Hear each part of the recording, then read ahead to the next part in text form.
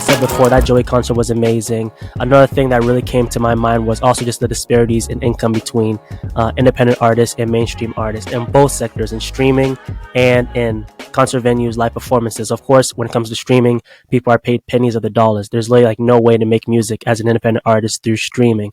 And of course, the good old saying in the music industry is there's no music in that which is capped, which is why labels own all the distributing and masters, right? But there's money in performing in concerts. But even today, there is literally no way you can really make money with concert venues, because first off, most of the time people break even or they lose the money. And it's kind of like a pay to play, especially with Live Nation and Ticketmaster. Sometimes these introductory acts need to literally pay to get on these stages. And people don't also include the fact of, oh, we need to pay for equipment. We need to pay for transportation. And that's why like your stage designs aren't as complex and great, because they just don't have the money to do that. So it's tough. It really is tough out here for them. Yeah, I'm on. So Joey, you sent me videos of it, and he was performing with a band, which is like my favorite thing. Shout out to him for doing that. But then you have to pay the band, and that's another expense you have to go through. And when you're an independent artist, you're basically a startup company. And it's like Joey got investors. He had Landshark, the brewery, like invest in him. And that's kind of what it is. And it's, you have to take the chance to invest in yourself. I think it was Vince Staples was talking about Mac Miller. But like Mac Miller was such a good thing to young artists, because he would take like Vince Staples on tour with one album out and would pay him. Wow. And would show him how to do everything. So like that literally started his career, because he was able to make fans and didn't have to worry about like, oh, I'm about to have like 8 months of no income. Yeah. But yeah, it's great. You have to invest in yourself. And that's why my girl Jazz always talks about having the album rollouts, but that's another expense that you have to do. And sometimes you hit up a producer and they're trying to like fuck you over, and they're going to, well, no, not even fuck you over. They're doing their own small business and they're trying to make their money. And then you hit up a videographer for your music video. He's trying to make his money or her money. And it's just every single thing. It's another expense. Your album ends up being like multi-$1,000s. And you might be like a 17-year-old. You're like, shit, this is a big barrier to entry. And that's what's so annoying when people like show disrespect or boo introductory acts before the headlining act. Because it's like, first off, they're good, but they also just don't have like the space to even get to that level without that type of support, which is so annoying. So always make sure you support the introductory acts. Don't just skip those. Don't just skip them and just focus on the mainstream artists. Go and actually attend these concerts from beginning to end. But what's crazy too is the fact that this isn't just independent artists. This is mainstream artists too. Little Sims specifically, for a 2021 album, Sometimes I Might Be Introvert. In 2022, she had to cancel her USA tour because she didn't have the money to go on tour. Same thing with Shawn Mendes as well. So it's a thing that's happening like across the industry, seriously. So there's just not enough money in it. So it's like, where's the money? Artists aren't making money. I guess merchandise is that place now. I know Camino has a line. He's like, I made $1 million off the hoodie. And Chance, clearly, like that's always the famous story of he made so much money off that 3 hat that we'd never see anyone wear, but he apparently made like $5 million off of it.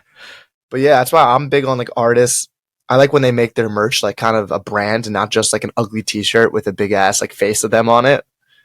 And separate from that, but I know Drake recently, and I love that he did this. He had to pay $230,000 because he went over his time limit in Detroit, past the city limit. Hey, if you're an artist and you're going to go on late and you're making that money, you better, I don't want you to do 5 songs less because you decided to come on late for your concert.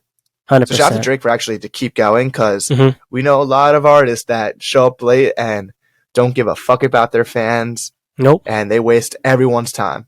I won't forget the Little Uzi concert at OSU. I was a sophomore, so I think you were a freshman. He showed up like an hour late and literally didn't even. It was like honestly a 20-minute performance, then he dipped. I will not forget that. Technically, that was my first ever concert, but I don't even consider it because it was really whack. But I'm happy you mentioned about merch, because now the situation is companies like Ticketmaster and Live Nation, they're also taking percentages off the merch, which is why merch is so expensive. Really? Yes, because it's not the artist getting money anymore. It's the company that's also making money as well. So now they have to raise the price, and that's when you go to a concert venue, a t-shirt is like $60.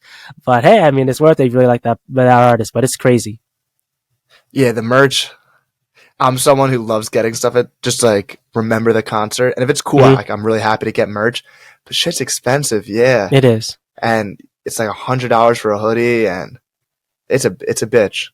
And that's why I have a newfound respect for like TikTok artists now. Like there's no money in this. So the only way you can make money is through social media, right? Through TikTok, through Instagram Reels. And of course, a lot of people clown these artists, but that's literally where the money is, being an Yeah. influencer. I know Seth Such posted on his Twitter that his Instagram got banned because he posted a picture of him at the gym. And like it's actually just a picture of the gym. I don't know why he was banned. And he's like, yeah, this is sick that they banned me from like my one place of income. Yeah. Which is like, yeah, shit. That's like if your Twitter. I know people whose Twitters have gotten suspended or like permanently suspended for like doing something that doesn't make any sense for them to be suspended for, and they restart their whole Twitter account and rebuild up their brand. I think that happened to Dante Thomas, who's a rapper. And you Maybe. have to basically like restart, and that's very discouraging as an It artist. Like, is. fuck. If my maybe I don't have that many followers, we're trying to build it. If I finally got to say 2,000 followers and my account was permanently banned, I would like feel lost. Like, Yeah. what was that all for? Exactly. And a lot of and the fans and the consumers don't really get this. They might look at the videos and think, oh, they're living this lifestyle. But I'm telling you, the majority artists you see, even the mainstream ones, they're really breaking even. It's really slow, which is why you see them doing all the gimmicks and all the wild things just so they can get some type of publicity to push up that income.